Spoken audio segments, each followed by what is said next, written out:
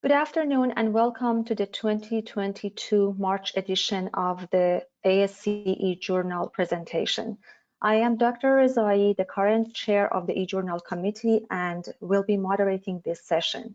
I am very pleased to welcome and introduce our presenter as well as our panelists who graciously accepted our invitation to join us live today as well as yesterday evening for our Twitter chat. The article is presented by Reza Mousavi, who is a recent graduate of Master's program in Cytotechnology and Cell Sciences from Thomas Jefferson University in Philadelphia, and he is currently a staff cytologist at Beth Israel Deaconess Medical Center in Boston. He is additionally a member of both eJournal committee and case study committee at the ASC.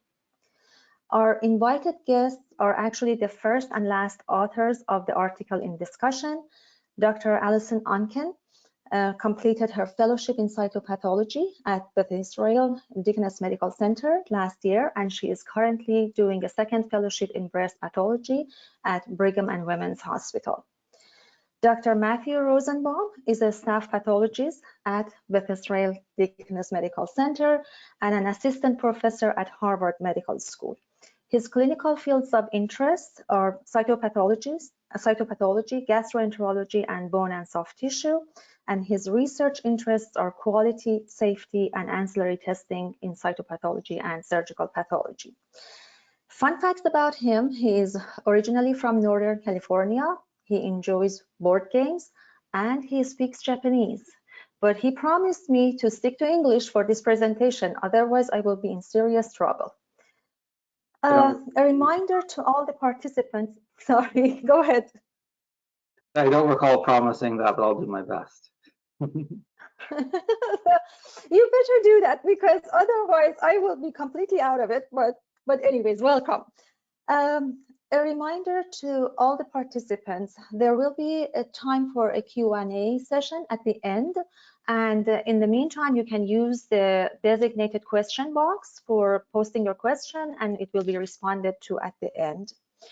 And lastly, visit the ASC website in a week or so after we posted the CME questions, so you can claim credit for this activity. At this point, I turn the presentation to Reza for a lively discussion, and thank you very much. Thank you very much, Dr. Rezai. As Dr. Rezai introduced me, I'm Reza Mousavi, the presenter of today's webinar. Welcome. And in the beginning, I would like to declare that I have no conflict of interest to disclose.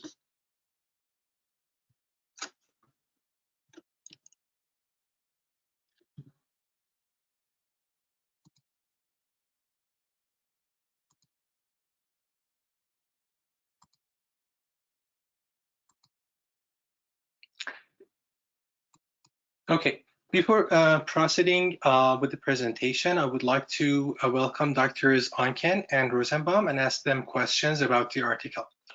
Dr. Onken, would you please explain the importance of the concept of critical values based on published literature? Absolutely. So critical values are defined as values or diagnoses that indicate a life-threatening situation or an emergent clinical scenario for the patient or the treating team. So these values, once they result, they should be communicated with the clinical team as soon as possible, and confirmation that the clinical team has received the value should be made to ensure that these can be acted upon in a timely manner. Thank you. And Dr. Rosenbaum, a question for you.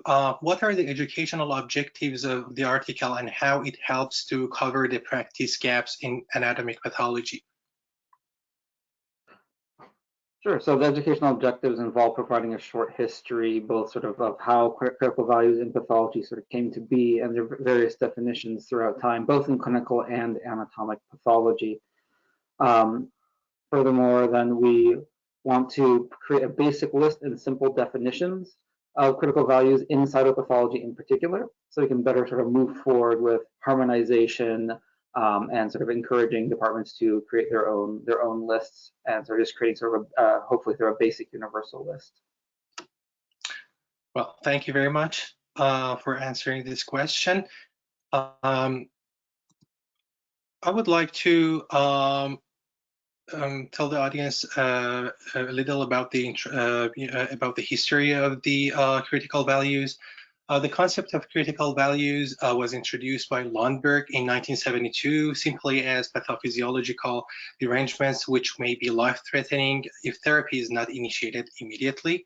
Since then, and for a long period of time, critical values were primarily considered to be relevant only within the context of the clinical pathology, where a fast specimen turnaround time allows for a rapid treating physician notification that is ideally happening an hour after the value results. In clinical pathology, specifically, numerous abnormalities such as an extremely low blood glucose or dangerously high blood potassium are commonly agreed upon to constitute life-threatening conditions if not corrected immediately.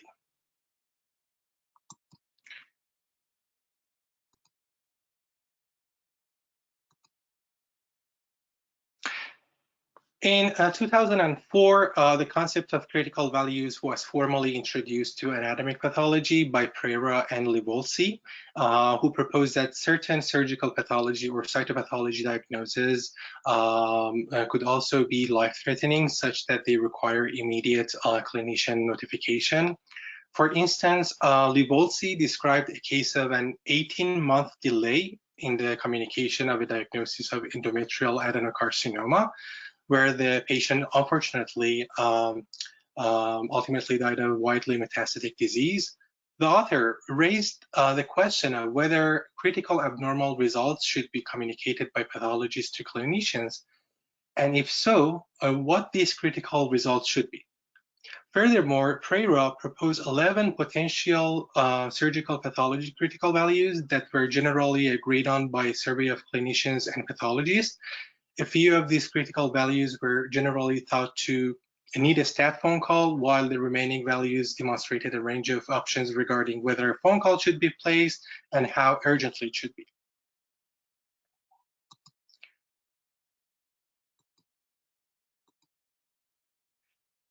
Since 2004, the concept of anatomic pathology critical values has changed and adapted to a different and delayed workflow of anatomic pathology compared with clinical pathology, because anatomic pathology specimens require additional processing for hours to days. By the time the pathologist receives the specimen, many authors consider the result to be more information critical, where the concern is that the diagnosis is received and understood rather than being time critical, where the diagnosis must be communicated as soon as possible.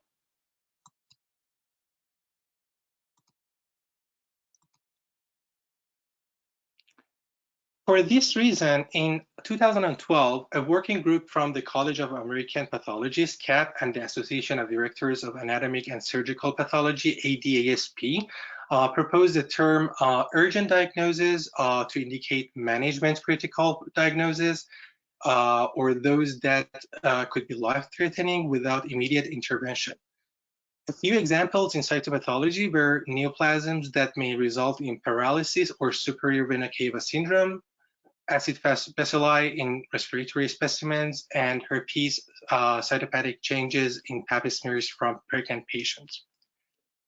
Significant unexpected diagnosis, by contrast, is the proposed term for information critical or confirmation critical values.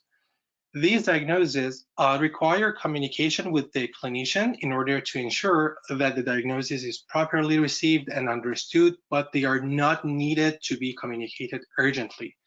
While overlooking these diagnoses could result in significant adverse outcomes, failure to immediately communicate the diagnosis will not be life-threatening and can be performed next day if a clinician cannot be reached immediately.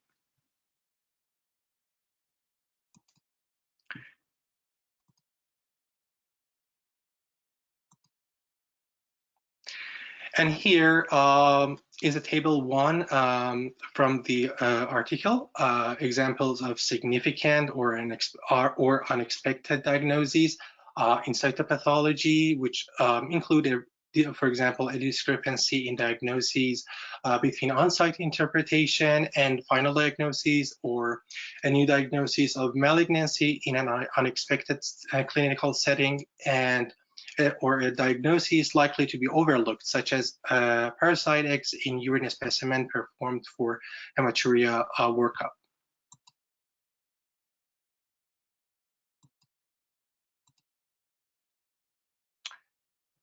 It is generally accepted that each institution should implement its own policy regarding the definition and communication of urgent and significant/unexpected diagnoses based on local practice patterns and preferences.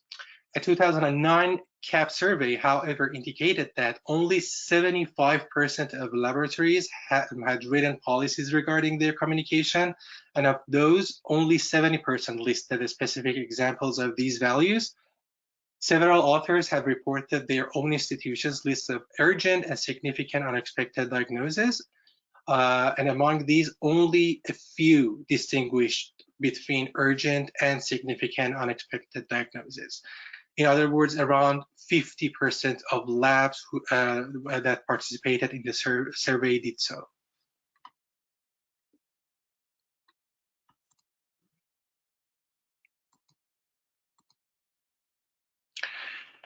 Since Lundberg's introduction of critical values in 1972, multiple regulatory agencies have established standards and requirements regarding critical values with the goal of improving provider communication and patient care. The CLIA of 1988 first adopted the timely reporting of critical values as a requirement. In 2004, the Joint Commission expanded its 2003 readback requirement under its national patient safety goals to include critical results. And in 2005, the Commission also adopted the timely reporting of critical results as one of its national patient safety goals. Now it is titled as NPSG.02.03.01. In short, this regulation stipulates the development of written procedures for defining and reporting clinical results. Around the same time, CAP also began to take similar steps in adding items to the relevant checklists for immediate physician notification and their documentation. And after multiple updates and revisions, now item ANP.12.175 takes place of other checklists in anatomic pathology.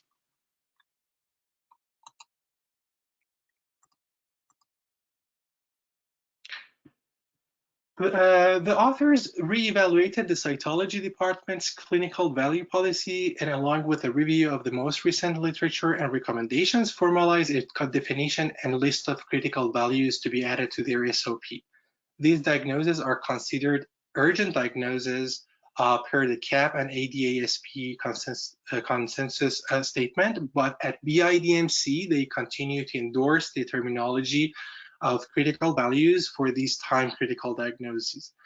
The authors defined critical values as either diagnoses that may result in severe outcomes such that they are considered to be life-threatening or with permanent loss of function for the patient if the required intervention is not performed immediately, or that may have a potential for a safety hazard, such as an immediate infectious risk. And diagnoses for which emergent management has a potential to change disease course or prevent exposure. They also stated that once the critical values are identified in a cytology specimen, these values should be communicated with the treating clinician as soon as possible, similarly to critical values in clinical pathology setting.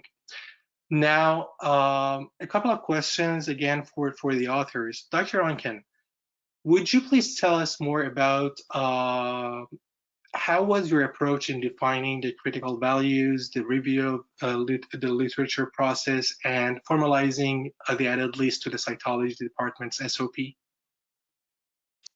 Yeah, So, this discussion of critical values, sometimes referred to as critical values or as urgent diagnoses or significant unexpected diagnoses, has been happening in the literature for some time in both anatomic pathology and in cytopathology. And so we really poured through the literature to find any values that other institutions and other authors have described as being on their list. And from there, we whittled it down to the ones that we could find evidence are truly indicate medically emergent scenarios. So we wanted to keep our list relatively concise and limited to only those that constitute a true emergency.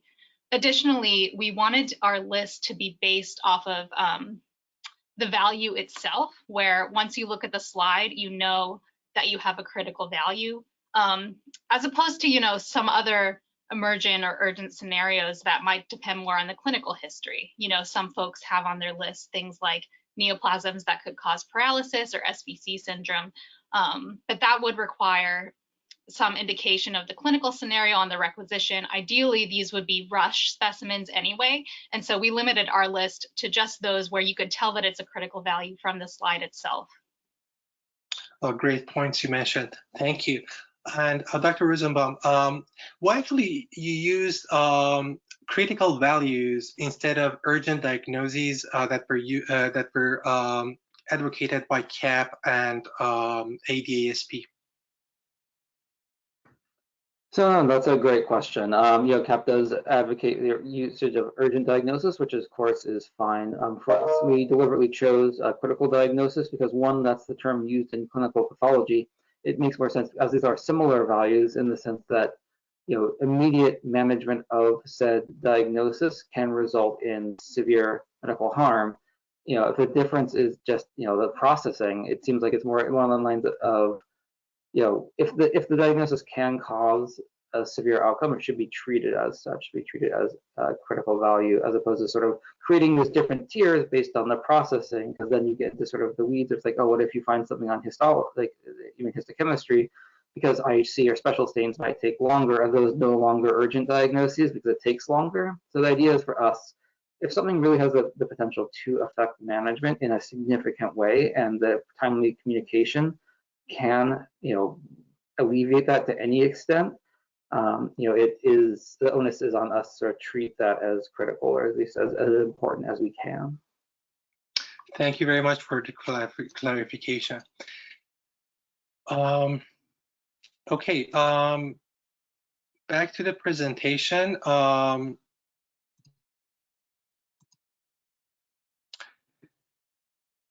Another point mentioned in this section was that although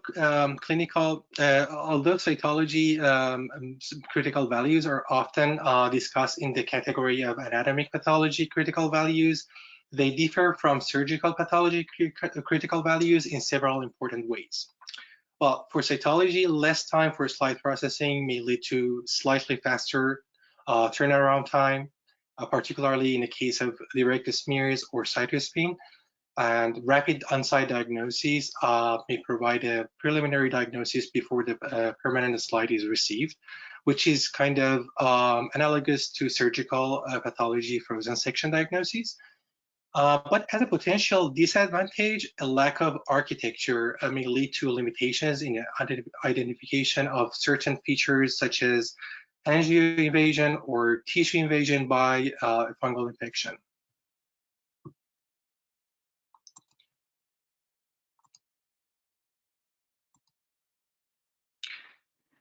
Authors created a list of cytology-specific critical values that is summarized in Table 2.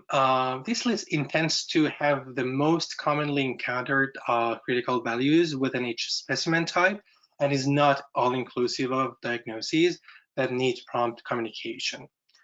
They also highlighted a 2012 consensus statement which refers to the superior clinical judgment of pathologists in determining additional critical values on a case-by-case basis. Now diving into the specific examples on the list. So the first critical value in pap smears is the viral cytopathic changes consistent with HSV in a pregnant patient? Well, the rationale behind it is that the vertical transmission of HSV to a neonate can result in severe complications to the baby. Although transmission usually occurs during labor, it is impossible to predict when the patient may go into labor. So this information should be conveyed to the clinician as soon as possible to aid in delivery planning. In addition, there have been reports of in utero infection which can result in miscarriage, congenital anomalies, such as ventriculomegaly and other CNS abnormalities, preterm birth, and IUGR. Exposure to HSV during birth, which may be minimized via C-section, can result in disseminated HSV, which is a life-threatening condition. Between the risk of exposure during birth and transplacental exposure, this diagnosis has serious preventable consequences in pregnancy. If there is uncertainty whether the patient is pregnant or not, it is advisable to be cautious and contact the clinician. Moving on to the next critical value in CSF are a group of infectious organisms, including bacteria, Cryptococcus, and other fungi, and viral cytopathic changes. Well, the reason for that is because viral encephalitis and meningitis are medical emergencies. Organisms or viral cytopathic changes should be reported whenever identified, so that the patient can receive appropriate therapy. Because these organisms may take time to grow, or if receiving partial treatment empirically, may not grow at all, cytology may be the first specimen that provides information guiding treatment. Cryptococcus is specifically mentioned as it is the organism identified most frequently in CSF and causes disease in both healthy and immunocompromised individuals. However, the identification of any organisms or viral cytopathic effects should be reported immediately.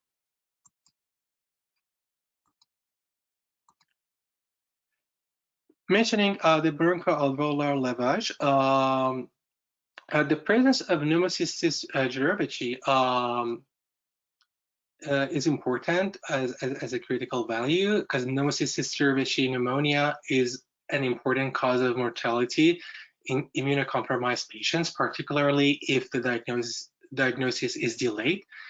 Prompt diagnosis is essential, as patients often experience rapid progression of clinical symptoms and should be initiated on treatment immediately.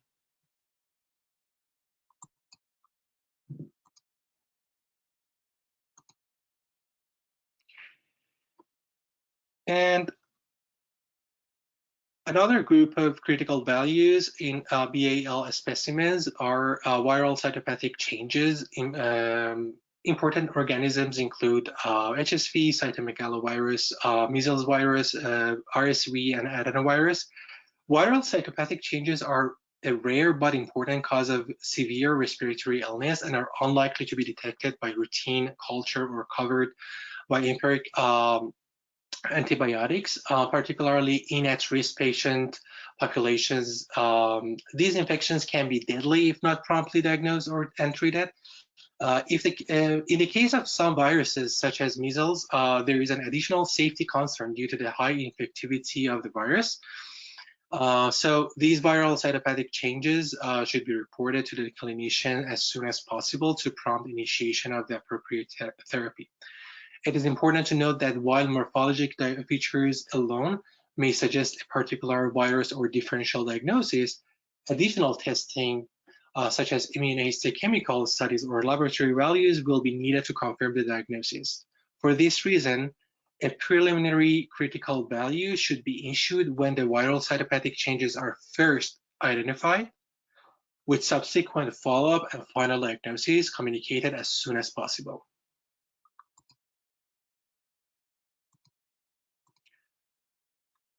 Authors mentioned some examples that are site agnostic critical values. One of them is acid-fast bacilli. The presence of AFB in any specimen, particularly from the respiratory tract, raises concern for Mycobacterium tuberculosis, a highly infectious organism. Patients with tuberculosis must be placed on proper isolation precautions and antibiotics as soon as possible for their own safety as well as that of other patients and healthcare workers. Individuals with potential exposure should then also be screened for potential infection to prevent a spread of disease and ensure timely treatment. As a distinction between tuberculosis and non-tuberculosis mycobacteria cannot be made morphologically, all AFBs should be reported immediately pending speciation on microbiologic samples. Although patients with isolated extrapulmonary tuberculosis are considered less contagious, the authors included AFB among the site-agnostic critical values, as AFBs in extrapulmonary sites should prompt careful evaluation for pulmonary or laryngeal tuberculosis. Another site-agnostic critical value is a group of invasive fungal infections. They most often occur in immunocompromised individuals and are associated with a high mortality rate, particularly with delayed initiation of therapy. As mentioned before, although invasion cannot be reliably diagnosed on cytology specimens and contamination is often in the differential diagnosis, when in doubt, authors have recommended for reporting fungal forms. They also stated that when granulomatous inflammation or necrosis is present, it may raise particular concern for invasion. Although these organisms are predominantly found in respiratory specimens, they can occasionally be seen in other locations as well. And additionally, the presence of coccidioides warrants additional communication to the microbiology laboratory, as this organism is highly infectious when cultured and constitutes an infectious hazard to staff.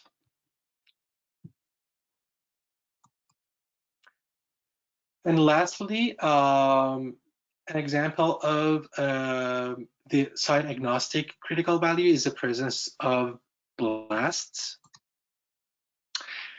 The presence of blasts in any specimen raises concern for acute leukemia or lymphoma, which have an increased potential of spontaneous tumor lysis syndrome, thrombosis, and other complications compared with other malignancies. As circulating blasts frequently appear on hematology labs' critical value lists, the authors included them on their list to be reported when identified in any specimen. Most often, this critical value is relevant to cytopathology when blasts are identified in CSF. It may be particularly important to communicate the findings in these instances because CNS involvement by acute leukemia requires intrathecal chemotherapy and possible radiation. Also, recurrence of AML or lymphoma may be seen first in the CNS. Due to the potential rapid progression of the disease and its responses to chemo, emergent hospitalization and treatment may be considered.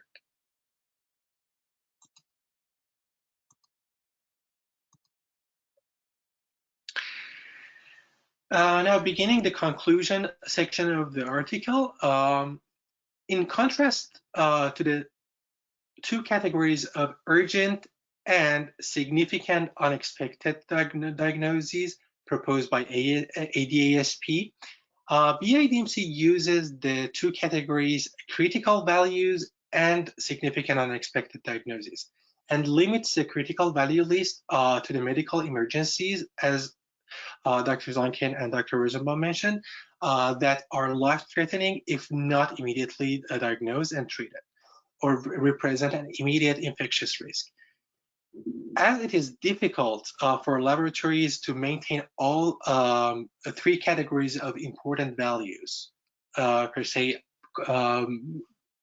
critical values, urgent diagnosis, and significant/unexpected diagnoses, individual laboratories will likely determine whether to refer to their time-critical diagnoses as critical values or urgent diagnoses, and how broad to make their list. The authors stated that they believe it is reasonable to expand the list of critical values or urgent diagnoses beyond what they define as critical, but removing critical diagnoses from the list is not recommended.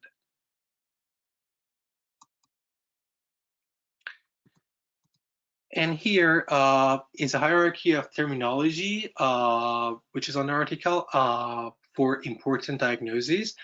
Whereas the association of just mentioning to that again, whereas Association of Directors of Anatomic and Surgical Pathology, or ADSP, recommends the use of urgent diagnosis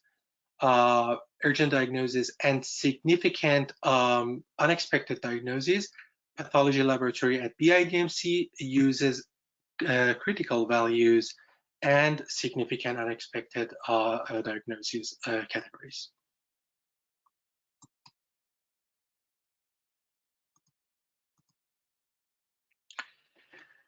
Perhaps resulting from the necessarily broader definition of urgent diagnosis, other institutions commonly report items as urgent diagnoses that are not included in authors' critical value list. For instance, there is relative consensus among other laboratories that an unexpected diagnosis of malignancy and major changes in diagnosis from rapid evaluation to permanent should be considered urgent diagnoses.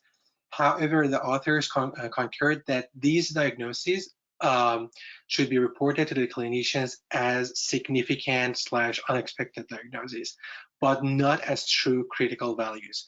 Authors proposed that in order to be in line with guidelines and regulations, it is important to have a standard operating procedure, or SOP, for these information critical diagnoses, but they should be developed in partnership with clinical leadership because they constitute diagnoses that clinicians wish to be made aware of, even if they are not critical.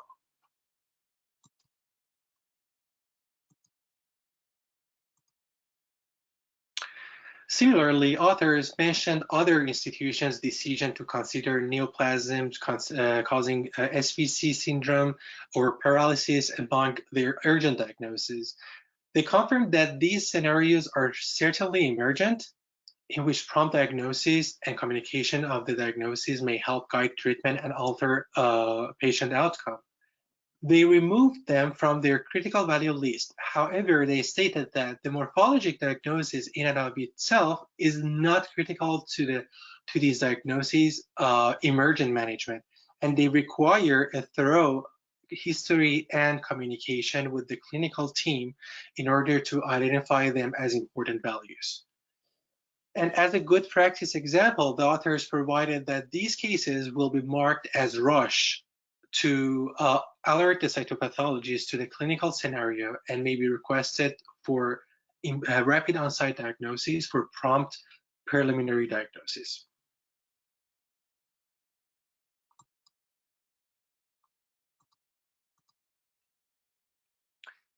Another great point mentioned in the conclusion section of the article is that in communicating cytology critical values, it is the most important considerations are timeliness of reporting and confirmation of receipt. At BIDMC, the recommendation is that the cytopathologist page or call the clinical team and attempt to report their value ideally within an hour of identification, similar to how clinical pathology critical values are handled here. One more great approach in communicating the critical values is that some institutions have instituted automated systems for reporting critical values, which have shown success in clinical pathology setting. These may be useful tools for reporting cytology critical values if integration into an institution's pre-existing automated reporting system is considered feasible. The exact method of communication should be determined by individual institutions depending on preference and feasibility, as long as timeliness, accuracy, and confirmation of communications are emphasized.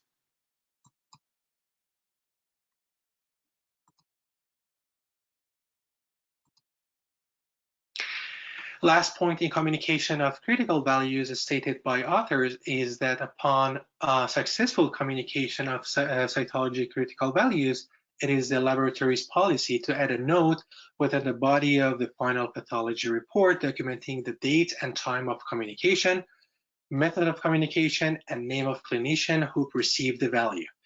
Also, it is advisable for all laboratories to have a written policy for documenting the communication of critical values and significant unexpected findings in order to meet regulatory requirements and to ensure complete, consistent, easy, retrievable documentation.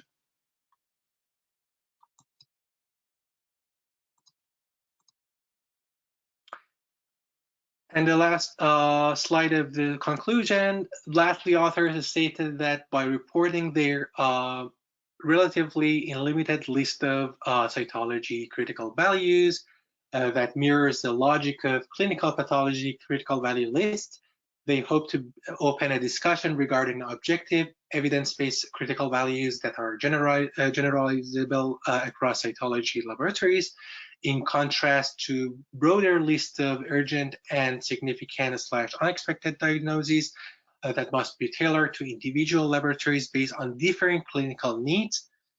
A stricter list of cytology critical values may be useful as a baseline for a widely used list of true medical emergencies that should be reported within an even narrower time frame than urgent diagnoses, and because these are based on medical necessity, this list could function as the basis for the future endeavors working to create a universal list of basic critical values that could be expanded in depth or scope and tailored to individual institutions.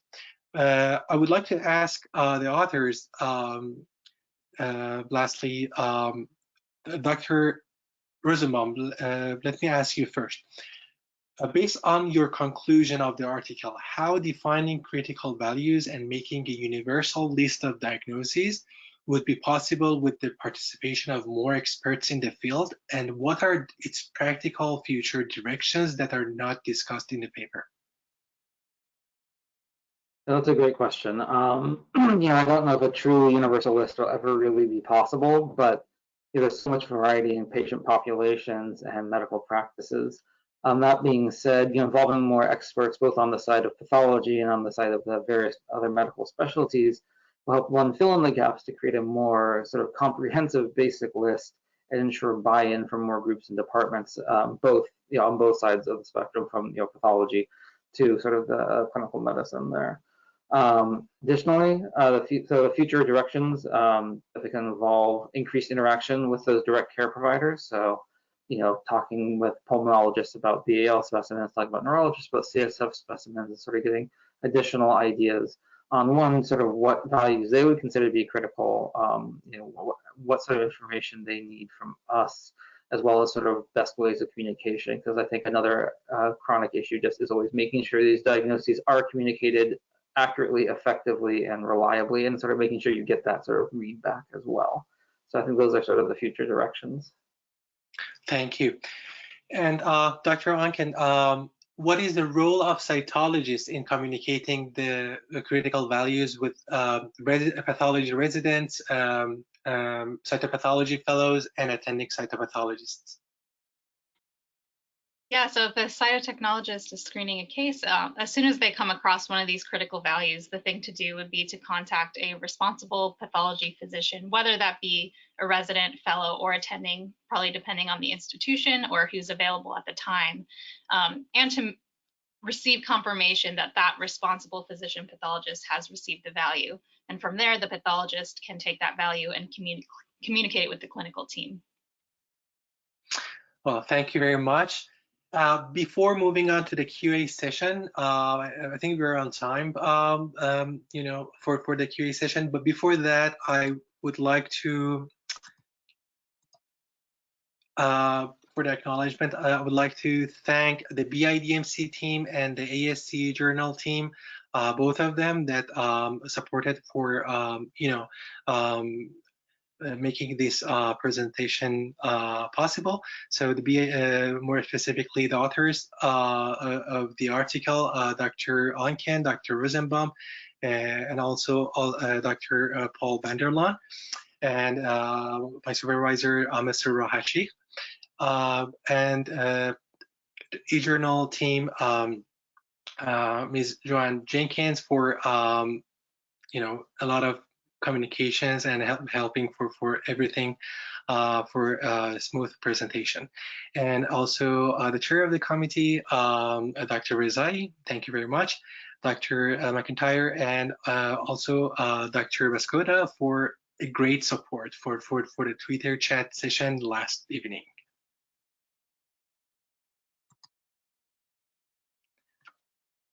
Very good. Very nice presentation and very nice discussion. Thank you, everybody. I'm looking at the question box. I'm not seeing anything in it. So I guess we can just kind of bring up some things among ourselves. I'm glad you mentioned at the end about the effectiveness of communication. Again, I'm going to probably reveal my age, but when I was a resident, one of the hardest things for us was to find the right person to give the diagnosis to. Not only in AP side, but in the CP side, it was really a mayhem. And you could spend hours at night and when you were on call trying to find the right person to kind of take the diagnosis and kind of hopefully do something about it for the patient. We all had these notebooks and books that so that each time we attempted, they didn't go anywhere, we attempted again, this, that, and that. I think over the last, I guess, years, several years, or maybe even a decade, it's been more understood that as pathologists, we see the diagnosis. We need to be able to say to somebody. It's not like that we sit in our own cubbies and offices and make diagnoses that are very important, but we don't get anybody to reply to it. So I think one of my last experiences with the calling back for the communication was actually the app-based paging systems. And I really liked it, even though it made me constantly looking at my phone, even at hours that I was not on.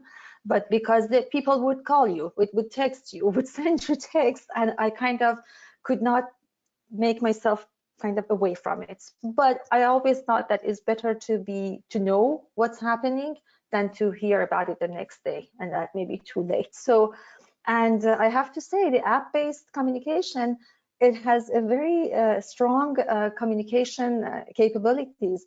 I even when I kind of closed off my everything, but when I went overseas, it worked there. None of the other things were working, but the app-based paging system worked very well. So I kind of had to respond to something to a clinician. And that, I think that was really good. It was really helpful in making sure. And the other thing is that you would see that they read it. Even if they didn't respond it back to you, you know that they read it. And I have asked my colleagues all the time that you don't have to explain or anything, just say, okay, so I know that you read it, you know it, and you can do whatever you need to do with it. So hopefully in the future, and probably right now, there are many different types of apps that are being used for it, but I think that's really helpful and it's really critical for patient care. So very good. Yeah, I couldn't agree more. And it's all sort of more important, I guess, in cytopathology too, because you might be getting paths from a large catchment area. So they may not be within your normal system. They may not be inpatients. So you might be trying to get a hold of outpatient physicians via phone tag, which is always a sort of a miserable experience. I remember one time, I think around 3 in the morning, I was forced to wake up the chair of a department because they were the person who was referred to by the person who was referred to by the person who was referred to the clinician caring for a patient with a high, I believe, a high potassium. So you sort of had to keep getting the phone tag, and I think a lot of that sort of the cell phone based app paging really has a great potential to eliminate a lot of that pain and a lot of that risk, really. I think a lot of the problems have been, I've seen with critical values are ones where they are delivered, but they're not always delivered to the right person, or the person acknowledges it but doesn't get passed along.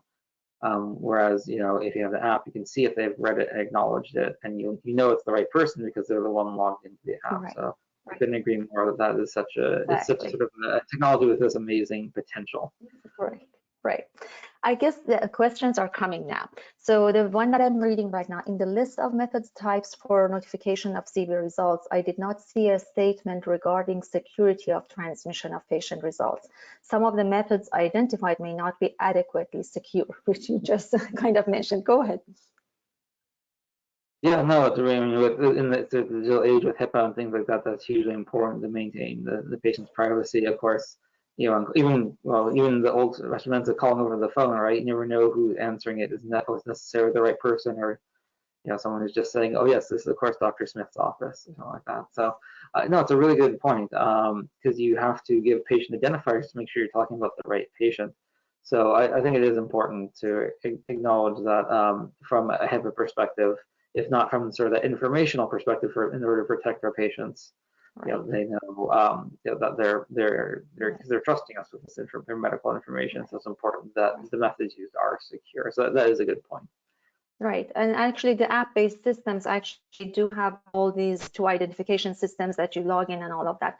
I know that everything is subject to being hacked, but for the better parts, hopefully there are mechanisms in them to protect them. Another question came, recommendations on who is acceptable to convey these critical values to. So I'm assuming like who would be good to hear what you have to say. Again, I guess in a general sense, let's forget about the app-based because maybe not everybody has the app-based capability. That's a hard one. So we have, I mean, I've seen a lot of problems with this. Of course, I think everyone knows, obviously, you know, a treating physician or a treating advanced care practitioner would be fine. You know, someone's an NP directly taking care of the patient who's willing to accept responsibility for that call at the hour that you're making it. I think everyone, that's the easy stuff, right? When you're getting people like the, you know, care coordinators or advice nurse with that practice, then it's a bit trickier too. And I don't know, it's more, I think the clinical pathology side of things actually does a bit of research on that. In my experience personally, you want to be, you know, in an inpatient setting, I think a nurse that's directly taking care of the patient is good. That's usually enough. When you're dealing with an outpatient one, which is much trickier, is much trickier. Right. You know, because you want to, I think if you're willing, if you can get a call back, I think it's fine to leave it with a care coordinator or a nurse, you know, an RN, like a nurse with a practice, as long as someone is willing to call you back as soon as possible to give you that information. As long as that feedback that it has found with someone with the ability to interpret that information and call the patient into the ED or tell them to go where they need to go, I think that's sort of the main thing with that. So if I was leaving it with someone I wasn't quite sure with, I would want a callback or some form of communication to let me know that the physician had received that information and it was being acted on, or at least they have sort of acknowledged and processed it.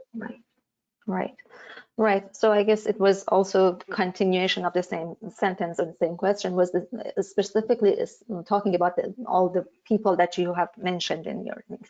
At the end of the day, you really want to make sure that the person who's getting the information is either, number one, capable of doing something about it, or is reliable to convey the message. And again, in settings that you know the clinicians and you know the practices that you work with, you probably have a system, like you know that for this oncology practice, the nurse practitioner is your to-go, and usually they're easier to find. So if the group practice is okay with that and they are allowing that to happen, then I think that would be something to be taken care of. But when you're looking at across the board, then it becomes harder. Another question is, is there an expectation at your sites for a cytotech to inform a pathologist of potential AFB? I think we mentioned that, but why don't you go ahead and talk about it a little bit more? Yeah, absolutely. So everything we said about critical values would apply on the cytotechnologist side as well. So if they have a suspicion that something could be AFB, absolutely kick it to a pathologist. Of course, you know, oftentimes for AFB in particular, that won't be the case because you really need the stain to see if there's AFB there. But, you know, if they're seeing necrotizing granulomatous inflammation, or they think it could potentially be a critical value, then the thing to do would be to contact the pathologist as soon as possible. Very good. On the same token, is a BAL considered to be a rush case for PCP? Should it be processed and reported the same day? I know my side of it, but I'll let you guys talk about it. Now for our site there, I mean, if there is PCP there, we are expected to notify the clinicians immediately. It is very rare for someone to send that, just for PCP unless they have a strong clinical, to send it like right off the bat as a rush for that reason, unless they have a very strong clinical suspicion. Following up on the AFB thing, even if we can't make the diagnosis 100% just on the plain, like the pap smear or whatever, whichever preparation you use, that will at least allow you to sort of streamline and rush the special stains that can help you confirm it too. So it's not always, even if you have a clinical suspicion, you can all, of course, let people know immediately, but if you're not as sure, you can just get that stain as quickly as possible to let people know. That'll help minimize any potential exposures or complications.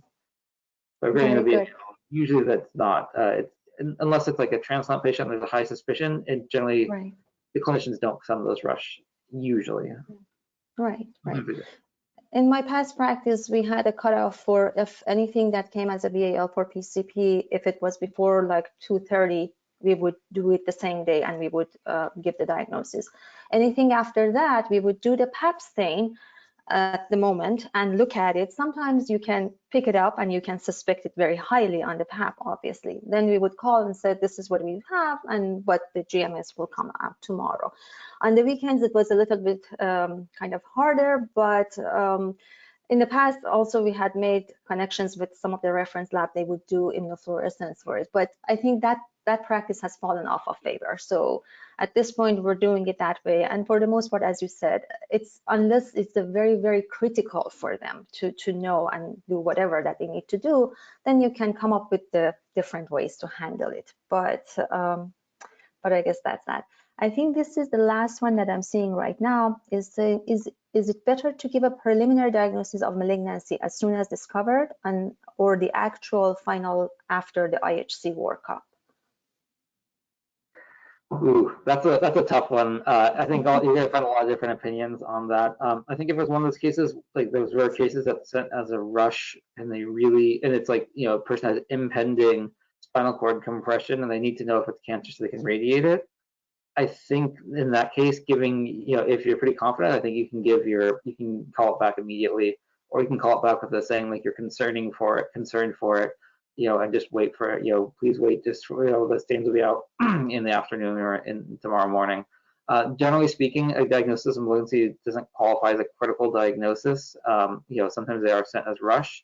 So oftentimes, it can be better to wait until you have it for certain. I think there's a lot of variability based on the situation, and it's also based on your oncologist or whoever you're communicating with too. So I find that's a really tricky one to answer. In general, something being cancer, generally speaking, that's not going to be a rush in and of itself, or a critical value in and of itself. It could be significant and unexpected, in which case you probably want to make sure, because if your clinical suspicion for it being cancer is very low, and it turns out to be cancer, you really want to make sure you're not dealing with any sort of other issues like a slide swap or things like that.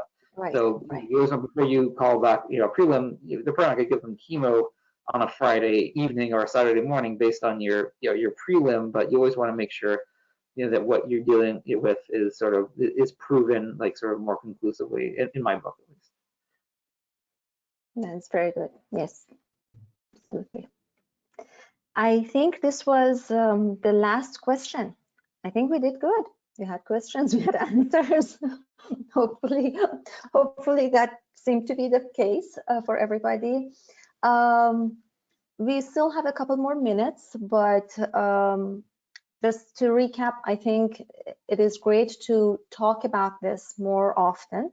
And because, again, as you said, there are so many variabilities in how the results are conveyed, how the results are kind of considered urgent, considered time critical, and all of that. So the more I think that is going to be looked into and talked about, the better off we all are going to be. And I was very happy last night in the Twitter chat to see there are people who are actually trying to do similar things or with the same ideas in different aspects of it, which is very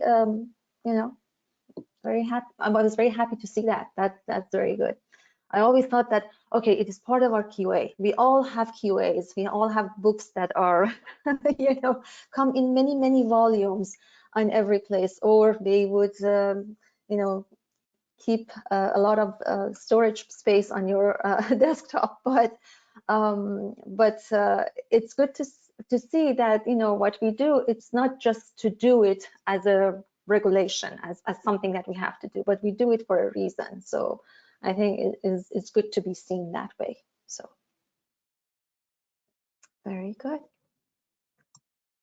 I just will send a reminder again to all the participants for your CME in the next week or so, because again, most of us are probably going to go to USCAP either online or, you know, or in person. So in the week or so, the questions for the CME will be posted in the ASC website, and then you can take credit for participation, which is a very good thing.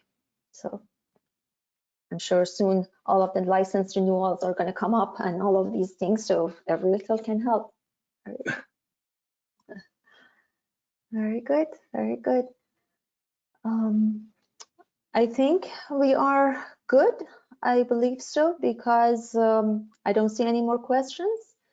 We had around, you know, at time about 80, 90 attendees. So that was a good day, I would say.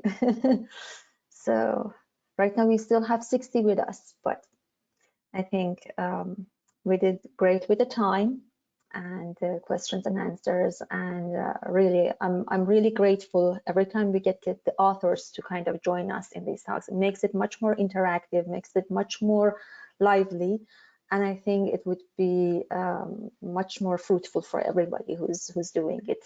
In the past, it used to be a static presentation that the presenter would take the notes and the points, but this is much better, I would say. Very good. Thank you very much for having us. It was a great experience. A very Of course. Thank Yes, you. Thank you very much. And I know that evening time is not the easiest one for everybody, but we are so happy that you guys joined us, and it was great to see you both, and Reza, obviously, that was the presenter. And as you said, our other members, and especially Dr. Baskota, which is our social media ambassador for the eJournal committee, she has been really great in setting up things and helping people to do it. I would say I'm not very good at it, so I'm so glad that she is, and also Dr. McIntyre, which is our vice chair. They are really helpful in that regard. Very good. And obviously Ms. Jenkins, without her, none of us could do any of these things, so I'm so grateful for her to always having my back, for sure. I think